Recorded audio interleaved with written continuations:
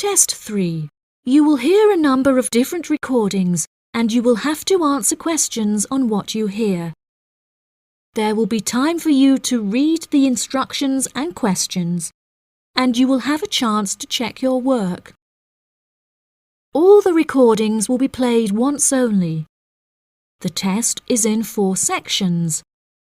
At the end of the test, you will be given 10 minutes to transfer your answers to an answer sheet. Now turn to Section 1. Section 1. You will hear a conversation between 2 students talking about driving lessons. First, you have some time to look at questions 1 to 5.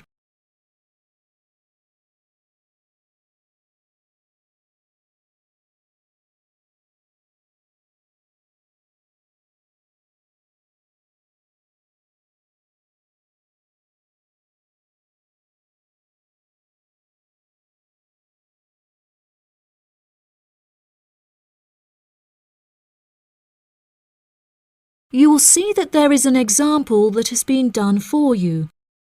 On this occasion only, the conversation relating to this will be played first. Hi, Zach. I heard you passed your driving test. Congratulations. Thanks, Olivia. I passed just last week. It feels great to be independent and driving on my own. I really want to take driving lessons, but I haven't been able to find a driving school that will give lessons during the weekends, so that I don't have to miss any classes at college. The woman wants to take driving lessons during the weekends, so weekends has been written in the space. Now we shall begin. You should answer the questions as you listen, because you will not hear the recording a second time.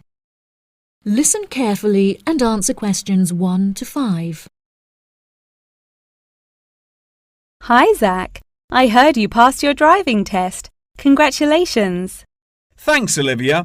I passed just last week. It feels great to be independent and driving on my own. I really want to take driving lessons, but I haven't been able to find a driving school that will give lessons during the weekends, so that I don't have to miss any classes at college.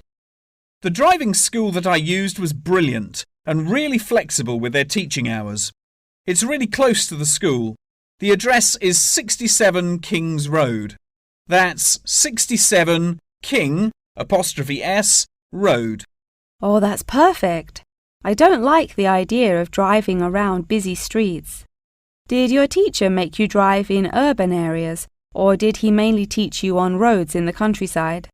My teacher said that I had to learn on both in order to become a good and experienced driver. We would start in the city centre and then drive north above the city. He sounds like a good teacher. Would you mind giving me his contact details so I can ask him for lessons? Of course. My mother's friend Daniel Smith referred me to him. His name is Alan Sutcliffe. Could you spell the surname, please? Sutcliffe.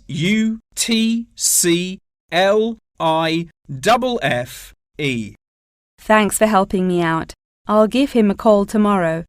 I don't know if I should learn in a manual or automatic car. How do I decide? I wasn't sure which type of car to learn in either. In the end, I chose to learn in a manual car because once you've learnt how to drive manually, you can drive automatic as well. Most cars on the road are automatic nowadays. OK, I think I'll learn with a manual car too then. Hopefully the teacher will be able to give me lessons in the evenings after school. It would be much better if you take the lessons during the day.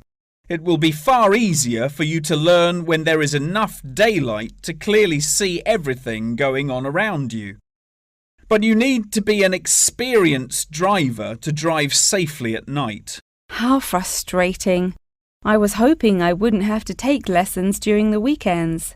You're right, though. Safety comes first.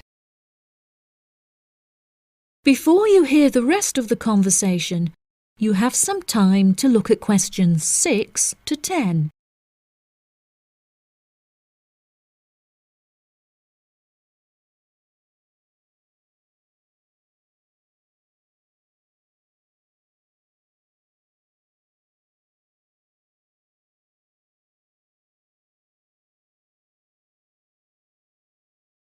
Now listen and answer questions 6 to 10.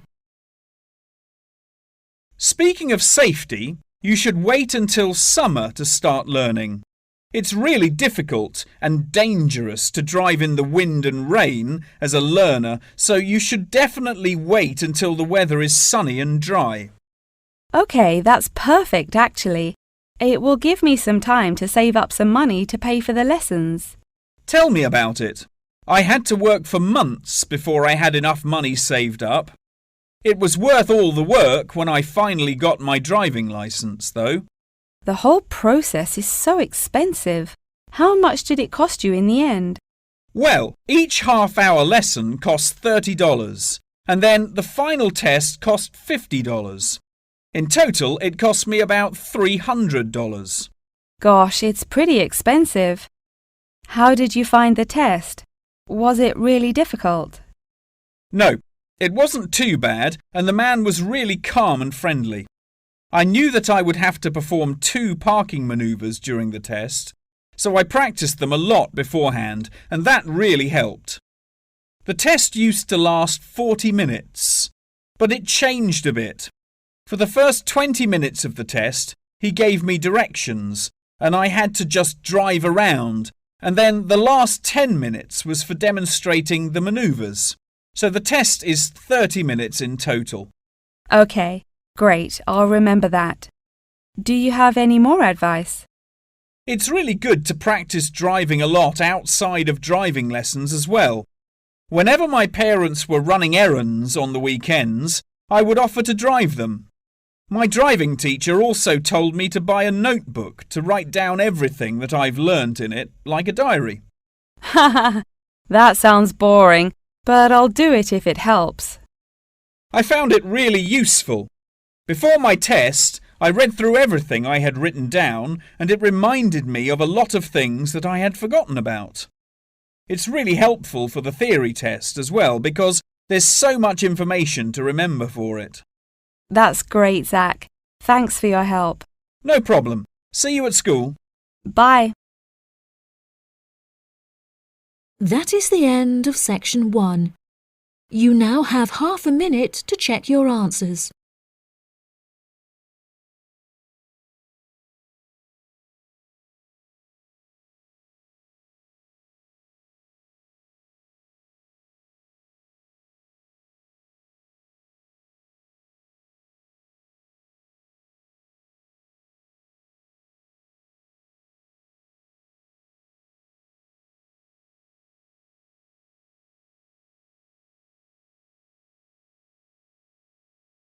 Now turn to section 2.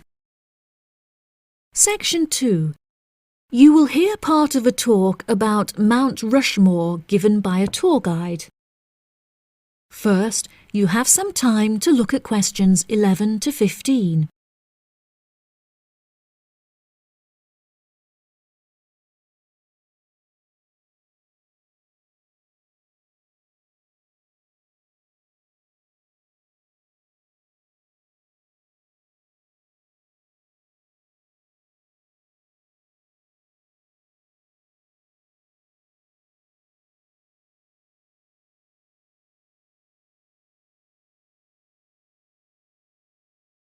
Now listen carefully and answer questions 11 to 15. Good morning, everybody, and welcome to Mount Rushmore. To start your visit, I'm just going to give you a brief account of the history of the memorial before letting you roam about on your own. I won't keep you long, okay? Mount Rushmore is South Dakota's top tourist attraction and features the heads of 4 United States presidents: George Washington, Thomas Jefferson, Theodore Roosevelt, and Abraham Lincoln. Each head is 18 meters tall, which is taller than the heights of 11 people combined. The sculptor initially wanted to depict the presidents from head to waist, but due to a lack of funding, the construction had to stop before this vision could be realized. In total, it cost the government $1 million to sculpt the heads at Mount Rushmore. Before the construction of the presidents' heads, the mountain was just bare rock and forest attracting only a few hikers a year. The new carving at Mount Rushmore has become an iconic symbol of presidential greatness and has appeared in works of fiction and other popular works.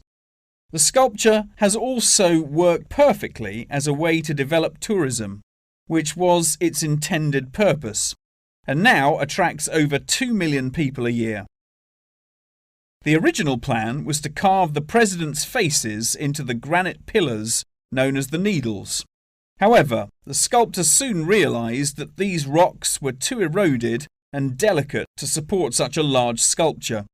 Instead, he chose to locate the carving at Mount Rushmore due to its grand appearance and brightly lit rock faces that experience maximum exposure to sunlight throughout the day as a result of the southeast orientation. Upon seeing Mount Rushmore, the sculptor declared, "America will march along that skyline."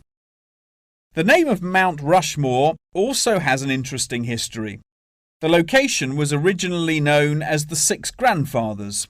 However, during an expedition in 1885, the mountain was renamed after Charles E. Rushmore, a prominent New York lawyer who joked that his annual treks to the mountain had earned him the right to have it named after him. 40 years after the mountain was renamed, Charles E. Rushmore donated $5,000 towards the sculpting of the president's heads, the largest single contribution. In 1927, the construction works started and 7 years later was complete with no fatalities. So that's the history for you. If you'd like any more information, please feel free to ask me questions, or you can soak up the information from our fantastic guidebook.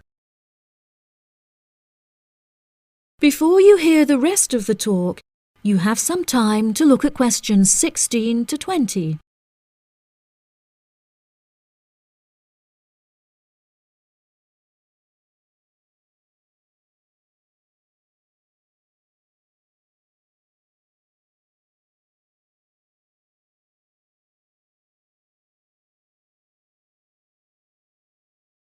Now listen and answer questions 16 to 20. Now I'm going to give you a plan of the site, and I'd just like to point out where everything is so that you can explore everything for yourself. We're currently standing at the entrance, which is marked with the arrow on the map. If you follow the trail up to our left, you will find the information centre. There's a great photo booth there where you can have your photograph taken with Mount Rushmore in the background for a fee of only $10. What a great souvenir! In front of us is the refreshment centre, where you can help yourselves to coffee, locally grown tea, and a delicious selection of cold drinks and biscuits. Be sure to stay hydrated as it can get really hot up here. To our right, not far up the trail, is the gift shop. Here we sell copies of the guidebook, and it's also the perfect place to pick up some small souvenirs for yourself, your family and friends. Now, further up the trail, behind the gift shop, is a big stone building with a workshop. This is where all of our souvenirs are made by hand, which you can purchase in the gift shop, like I said before. Some are even carved from pieces of rock taken from Mount Rushmore itself. If you carry on walking up the trail past the workshop, you'll find our state-of-the-art visitor centre, where you can find maps of the walking trails here at Mount Rushmore.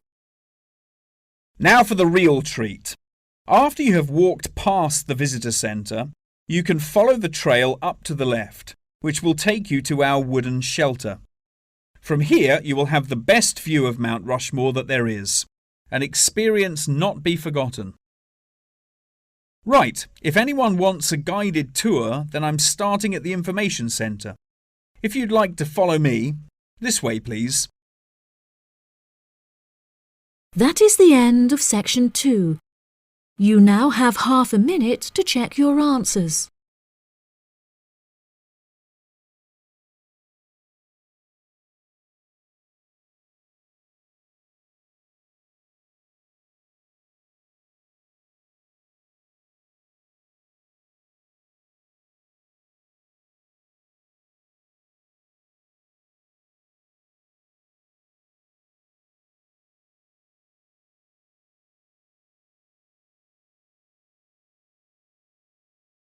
Now turn to Section 3. Section 3. You will hear a conversation between a professor and a student talking about taking a course. First, you have some time to look at questions 21 to 25.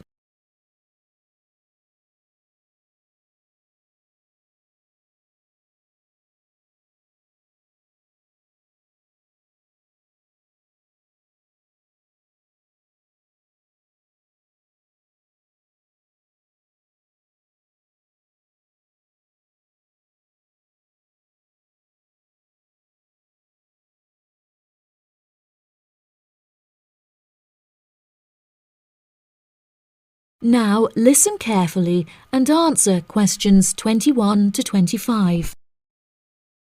Excuse me, Dr. Twain. May I speak with you for a minute? Of course, please come in. I'm Charlotte York. I'm considering taking your course in tourism. Right. Well, Charlotte, how can I help you? I have been considering studying tourism. However, it is such an important decision that I would like to seek some advice about it first. Would you mind answering some of my questions? Absolutely. Fire away. Well, I have been discussing courses with my parents, and they are concerned that I will not be able to get a well-paid job with a degree in tourism. The reason that I want to study the course is that I have a great interest in the subject, and I think I would really enjoy it. I believe the only way that I will enjoy my life is if I enjoy my career. Happiness is far more important than money, don't you think? Absolutely. I would much rather be happy and poor rather than rich and miserable. Money cannot buy you happiness. I'm glad you agree. You needn't worry about money, Charlotte. A large part of the tourism course is dedicated to teaching students how to manage finances, a skill that you can apply to your everyday life as well. I would also recommend that you take a sideline course in time management, as this can be incredibly useful in efficiently planning your workload. Efficiency is the key to success. I'll remember that. Now, I have found that some students have natural talents that really help them to succeed in the course. Communication skills, for example, can be very beneficial. Do you have any strengths? Maths was always my favourite subject at school, so I really enjoy solving mathematical problems. However, I find statistics quite difficult. I have always been very capable and self-sufficient. I have a lot of confidence in my abilities and will take the initiative in situations without needing to depend on anyone else for their help. That's a really great quality to have and will be particularly useful if you choose to study tourism. That's great. I would recommend that you spend some of your time researching the course. A lot of people who are uneducated on the subject claim that tourism is a shrinking industry and that it will become irrelevant in the future. If you study the published research, however, you will see that the truth is quite the opposite. The industry has, in fact, grown significantly as people have developed an ever-increasing interest in culture and travel. Have you compared the university course with a polytechnic? Yes, I have. I was interested in studying the course in modules. However, the university doesn't offer that option. I don't have enough funds to be able to attend an expensive university, so I was relieved to see that the course is quite affordable. I also considered attending a summer school instead of university to save money, and so that I could work during the rest of the year. But I really wanted the university experience. I think that university would suit you well. Before you hear the rest of the conversation, you have some time to look at questions 26 to 30.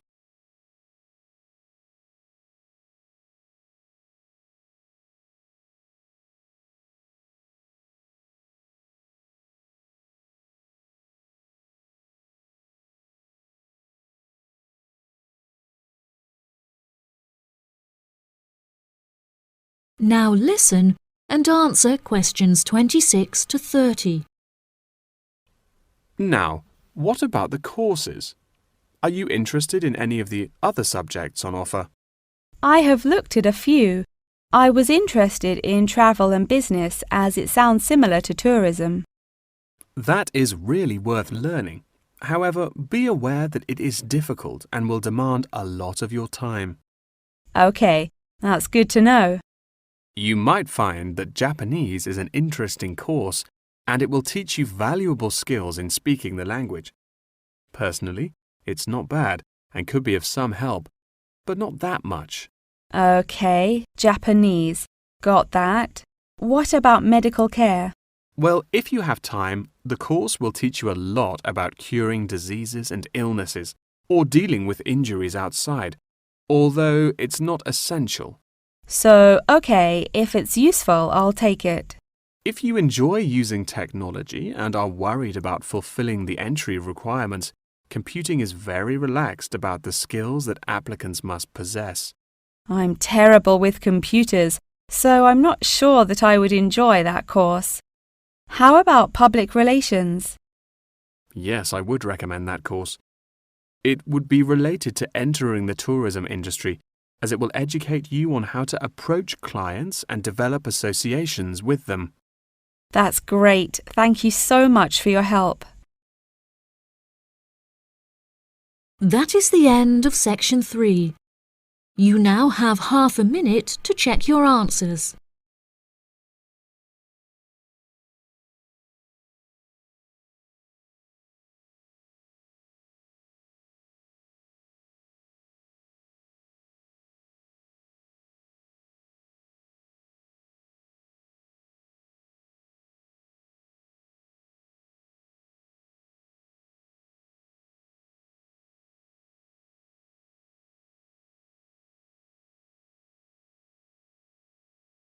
Now turn to section 4. Section 4. You will hear a talk about the practice of company outsourcing. First, you have some time to look at questions 31 to 40.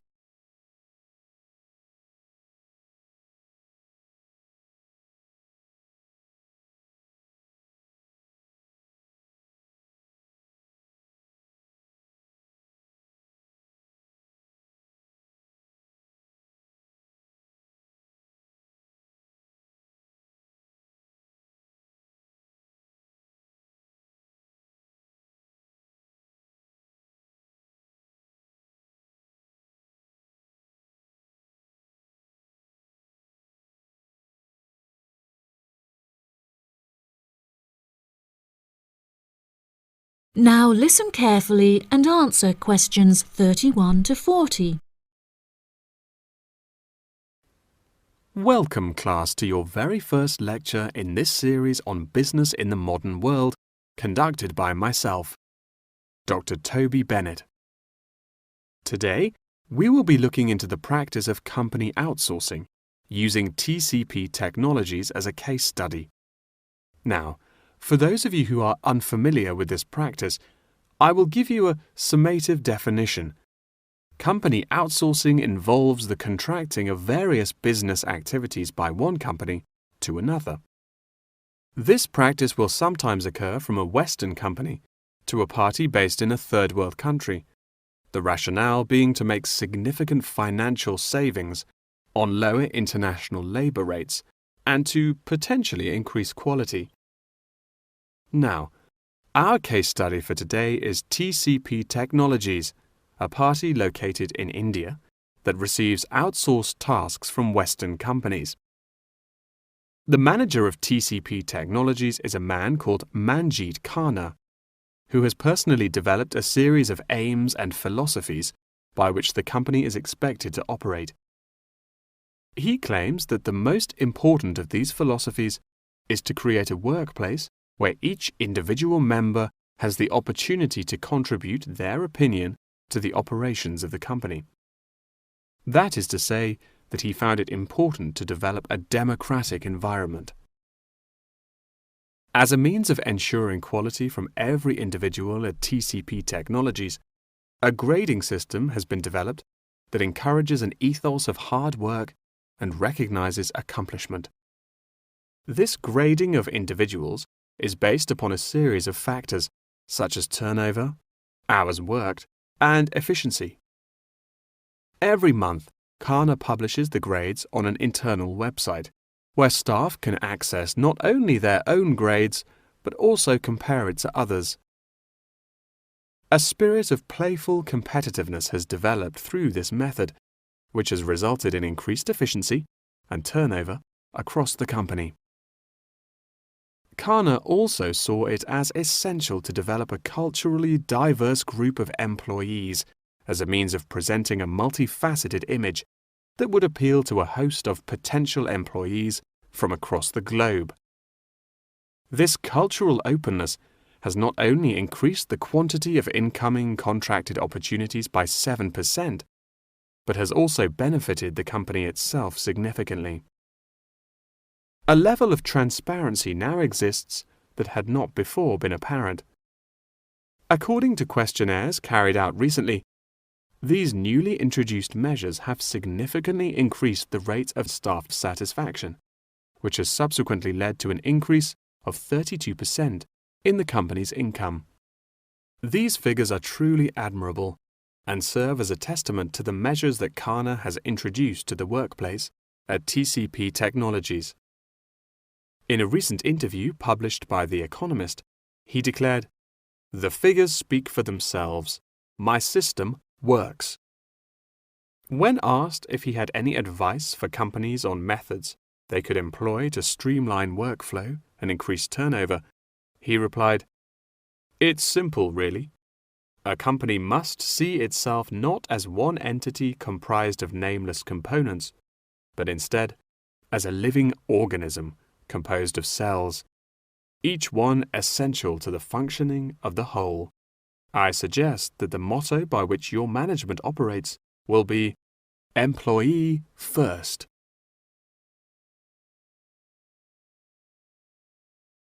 Many benefits have been reaped from the aforementioned changes in management style, such as a significant decrease in staff turnover.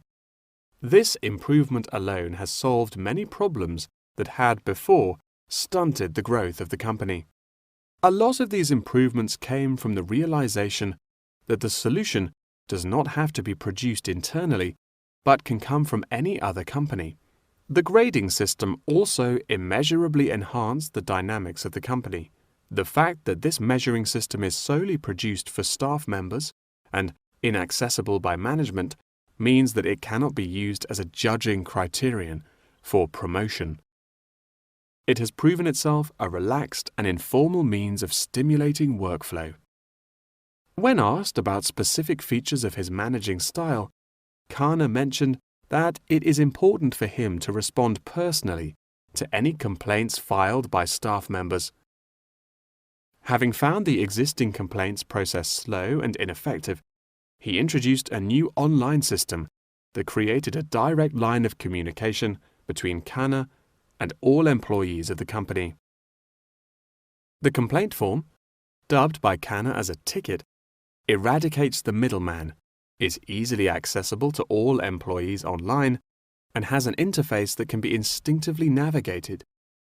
Any staff-related complaint, such as those relating to air conditioning and food quality, can be submitted directly to Kana via this online system. Entitlement to vacation is also a popular issue discussed through this forum. The main benefit of using this system is that staff must include their personal details on the ticket before they are able to submit it. In the past, anonymous complaints had been the root of much confusion and caused many wasted work hours, so the new system has put a ban on this form of complaint. That wraps up the lecture for today. Please remember that attendance is mandatory. That is the end of section 4. You now have half a minute to check your answers.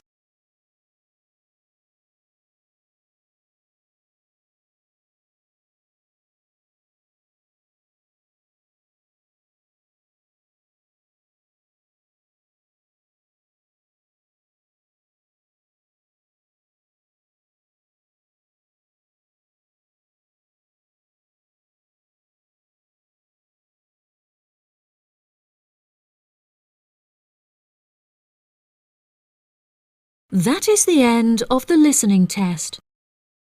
In the IELTS test, you will now have 10 minutes to transfer your answers to the answer sheet.